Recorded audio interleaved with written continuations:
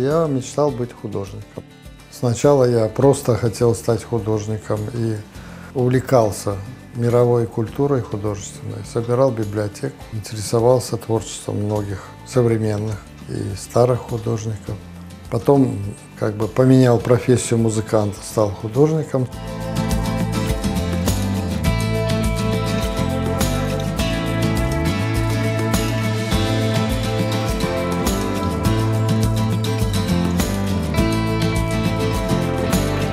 Когда я впервые попал в Крым, это был конец 80-х, вот эти бурные очень события, когда нам опять запрещали вернуться в Крым, опять обвиняли. Когда мне нужно было выплеснуть вот это все, а декоративное прикладное искусство, оно построено на позитивном мире, я обратился вот к живописи, к картинам. Я не фотоаппарат, я делаю картины. И все, что у меня наболело, я могу там выразить.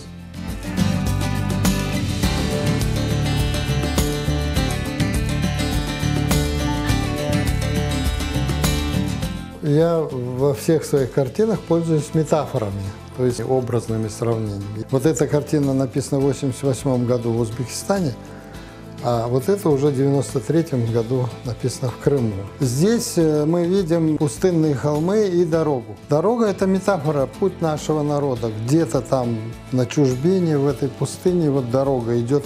И происходят какие-то страшные события. Вот эти деревья – это метафора тех испытаний. А здесь мы уже в Крыму, здесь есть море, но дорога к этому морю, она забита, загромождена всевозможными какими-то препятствиями.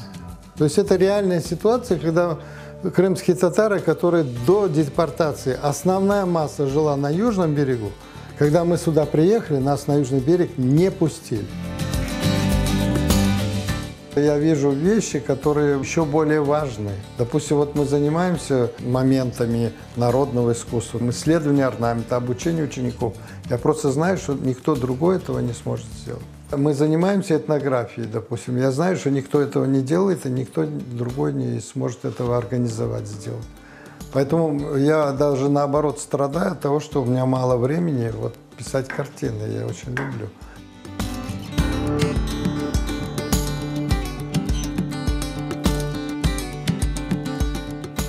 С конца 80-х годов я познакомился с крымско-татарским орнаментом, и предо мной возникли вопросы, что он означает. Вот прошло уже около 30 лет, и эти вопросы уже разрешены. Орнаменты, вышивки и ткачество, они почти полностью расшифрованы.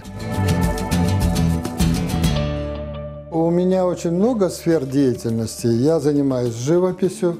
Я занимаюсь текстилем, я делал гобелены, всевозможные вышивки, изделия из войлока.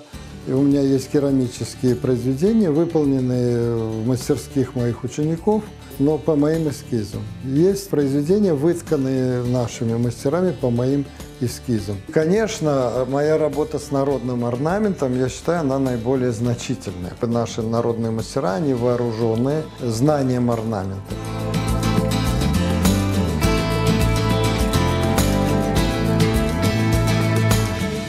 Я стараюсь развивать в ученике те качества, чтобы в конечном результате был художник народного искусства. В первую очередь, знание народного орнамента.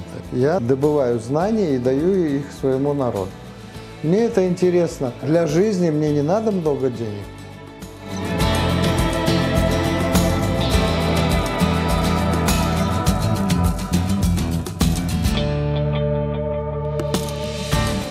Я картинам силы даю, а через картины людям силы даю.